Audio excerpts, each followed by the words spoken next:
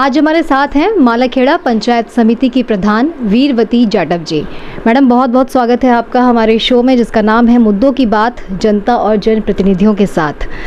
एक बहुत सहज सा सवाल है, एक महिला होने के नाते परिवार और ये जो जिम्मेदारी आपको मिली है प्रधान की, इन दोनों के बीच में तालमेल आप कैसे बिठाती हैं? हाँ, नमस्कार पत्रकार मोदी जी।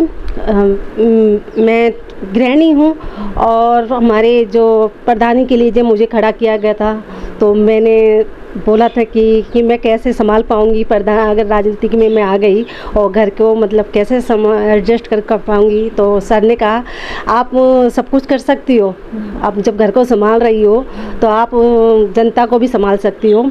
तो उस तरह मुझे जो सहयोग मिला है, मुझे मेरे सर का सपोर्ट पूरा मिला है इसमें।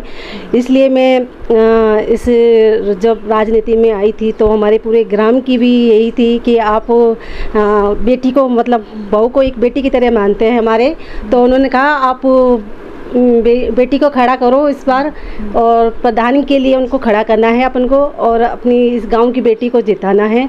तो मुझे पूरे सपोर्ट भी मुझे अपने पूरे गांव का भी मिला है, मेरे जो उन्होंने मेरा पूरी मदद की है।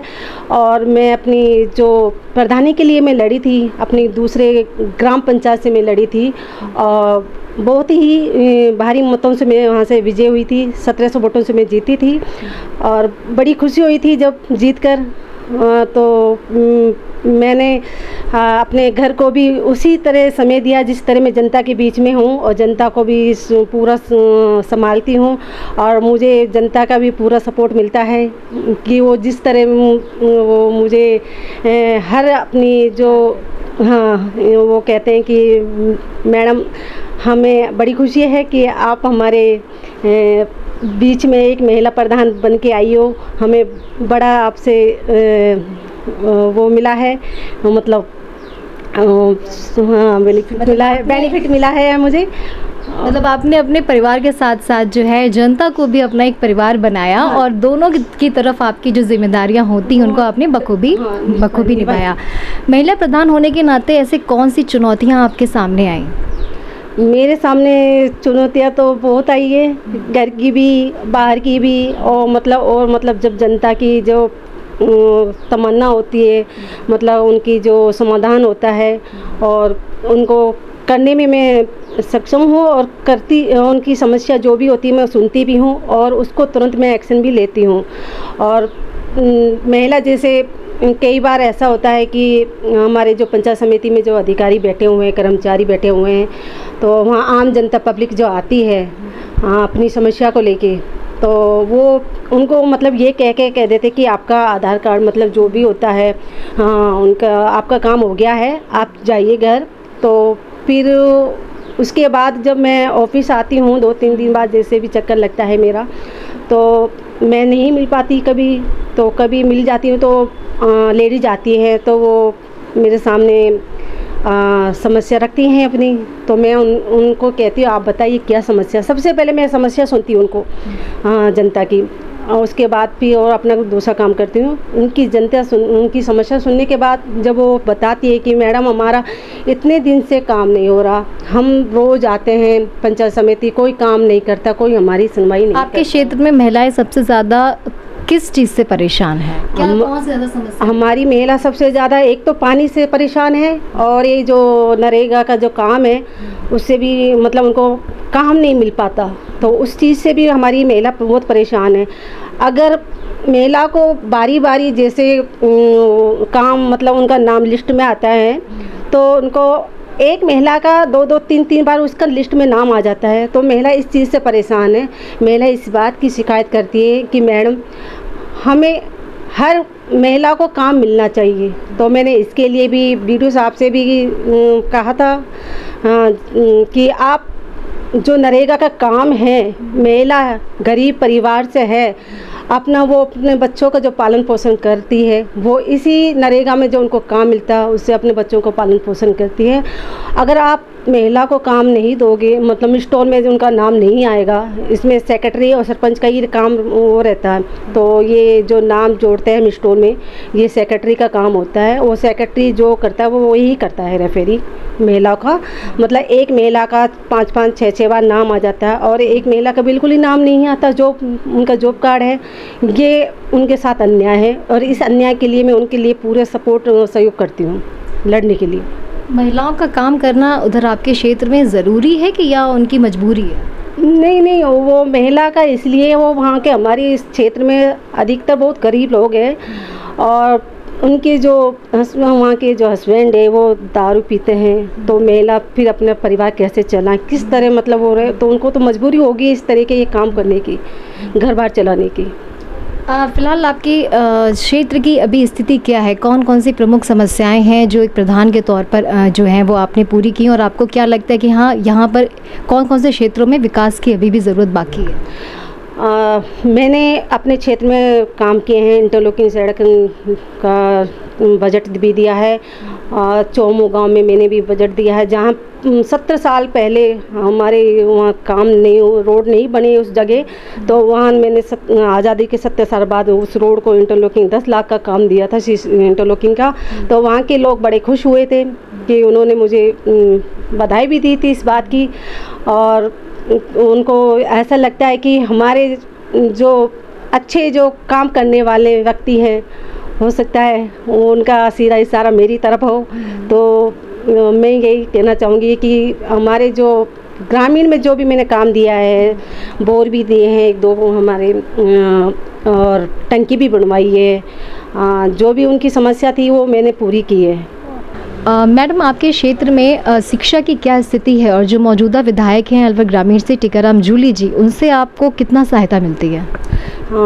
पत्रकार महोदय जी, हमारी जो शिक्षा विभाग है ग्रामीण में, और उसमें हमारे एक संस्कृत स्कूल है और हल्दीना में, और हमारे जो मंत्री जी महोदय जी से मैंने कई बार अवगत करा दिया है मैं कि साहब उसमें शिक्षक मतलब अध्यापक नहीं है और बच्चों को शिक्षा का बहुत लॉस हो रहा है। बच्चे मतलब उनकी इतनी समस्या आ रही है कि बच्चे नहीं पढ़ पा रहे हैं, उनको शिक्षा में इतना नुकसान हो रहा है कि बच्चे का भविष्य चौपट है। तो मंत्री महोदय जी से मैंने कई बार अवगत करवाया है, उसके बाद भी मंत्री महोदय जी ने यही कहा कि प्रधान जी लगवा देंगे, और वो मतलब आनाकानी कर जाते हैं इस बात के लिए। मतलब पूरा उनका ग्रामीण क्षेत्र में जो बच्चों का भविष्य है उन पर पूरा उनका ध्यान नहीं है बिल्कुल भी। 2013 में भवन जितेंद्र सिंह जी ने सैनिक स्कूल की नींव रखी थी, उसका क्या हालात है? अभी शुरू हुआ कि नहीं हुआ? नहीं, अभी वो शुरू नहीं हुआ। उसकी हालत जैसी है कंडीशन में है वैसी ही वो पड़ी हुई है, उसका कोई अभी काम शुरू नहीं हुआ है। ये सारी हमारे मंत्री महोदय जी की लापरवाही है, और हमारे जो केंद्र के जो वहाँ के मंत्री जी हैं उनकी भी बहुत लापरवाही है।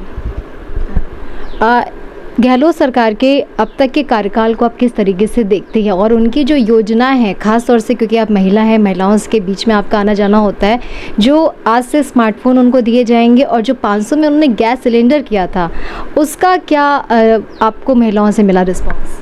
हाँ, मैं ये कहना चाहूँगी हमारे जो मुख्यमंत्री अशोक गहलोत जी हैं, उन्होंने जो काम किया बहुत ही अच्छे काम किए हैं, सराहनीय काम किए हैं। पब्लिक हमारे मुख्यमंत्री अशोक गहलोत जी से बहुत खुश है। हमारे जो मुख्यमंत्री जी अशोक गहलोत जी हैं, उन्होंने जनता के लिए इतना अच्छा काम किया है, और जो महंगाई राहत जो कैंप उन्होंने चलाया था जनता के लिए, घर घर ये जो संदेश पहुंचाना, ढाणी ये इसकी महंगाई राहत की जो उनकी जो 10 योजना जो थी वो घर घर गाड़ी पहुंचाई थी, और इनसे हमारी महिला और बहुत खुश हैं। और महिला तो इसलिए खुश है कि जो घर चलाती है, तो उनको जो 1100 का सिलेंडर था वो अब 500 का हो गया है।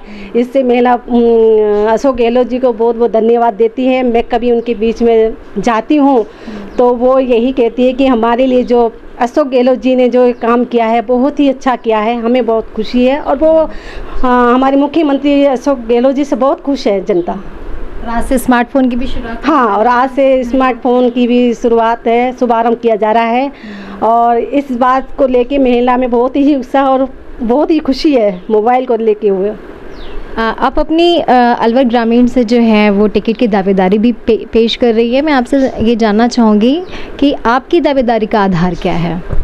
मेरी दावेदारी का आधार अगर कांग्रेस पार्टी मुझे टिकट देने का रखती है तो मैं ज़रूर लड़ूंगी। अगर कांग्रेस पार्टी देना चाहे महिलाओं को टिकट का, और तो मैं ये कहना चाहूँगी जो हमारी कांग्रेस पार्टी है उन्होंने महिलाओं को 33% का वो दिया है, तो महिला कोई पीछे नहीं है, महिला पुरुषों से आगे है और आधा हक तो महिला का होता है।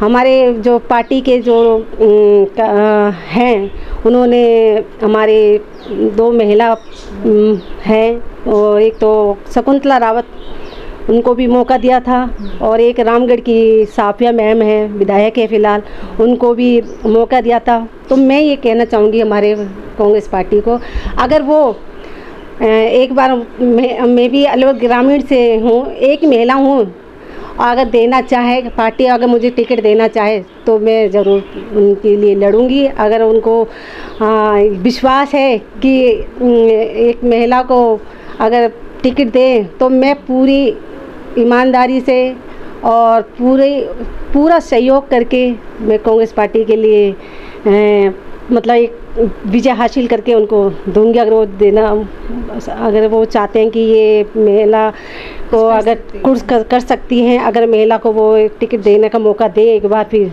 तो मैं ज़रूर टिकट की दावेदारी करती हूँ। एक प्रधान के तौर पे तो जनता की सेवा कर ही रही हैं, अगर टिकट मिलता है तो विधायक के तौर पर भी वो उसी ईमानदारी के साथ जो है जनता की सेवा करना चाहती हैं।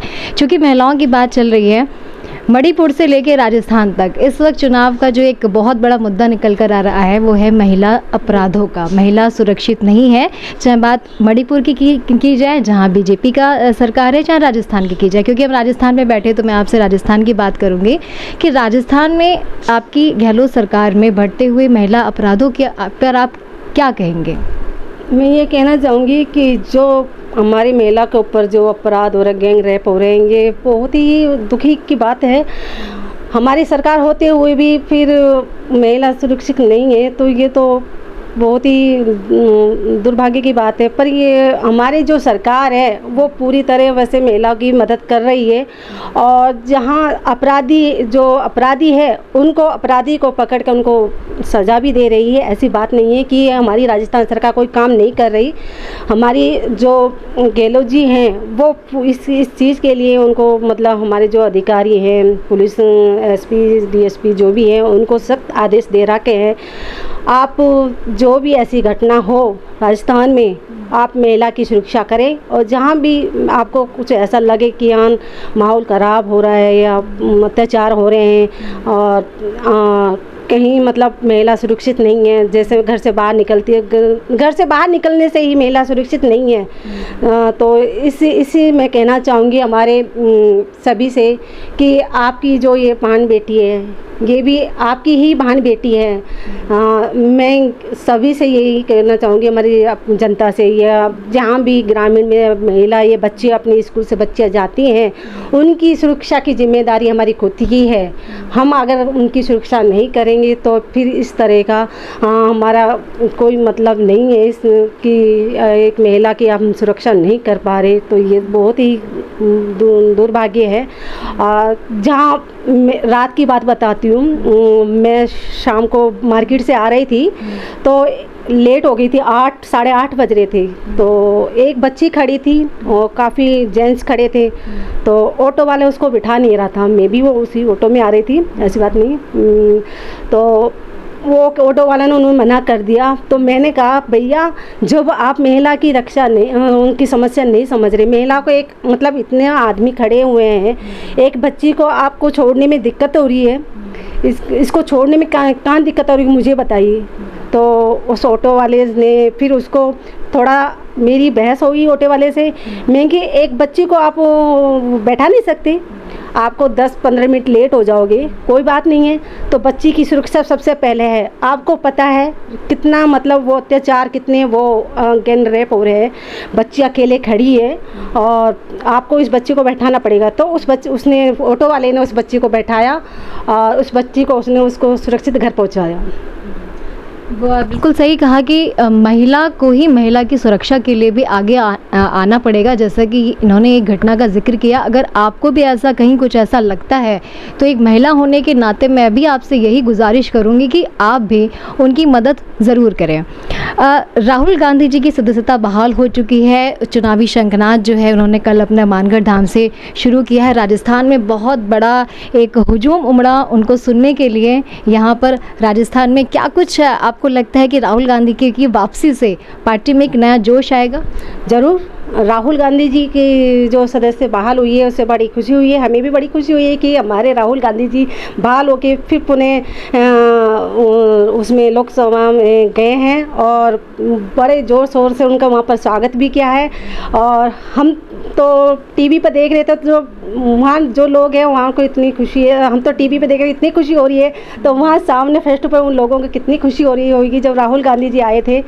और मैं ये कहना चाहूँगी कि अगर पार्टी अच्छे चेहरे को और अच्छे कैंडिडेट को अगर टिकट दे तो हमारे राहुल गांधी जी प्रधानमंत्री ज़रूर बनेंगे। और इस बात की हमें बड़ी खुशी है अगर हमारी कांग्रेस पार्टी सोच समझ के किसी कैंडिडेट को टिकट दे तो।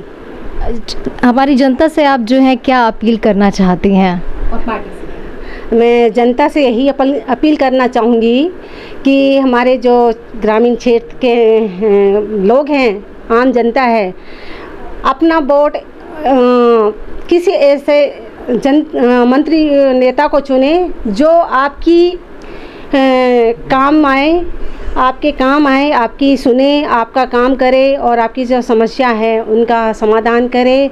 और आपका वोट एक एक अमूल्य है। आपका वोट ही हमारे सब कुछ, आपका वोट ही हमारे कांग्रेस पार्टी को जिता सकता है। और मैं तो ये कहना चाहूँगी कि अब की बार दोबारा अगर अच्छे चेहरों को कांग्रेस पार्टी टिकट देती है तो 100% हम विजयी होंगे और पार्टी एक अच्छा मतलब बहुमत कांग्रेस पार्टी विजय होगी और दोबारा से हमारी कांग्रेस सरकार रिपीट होगी।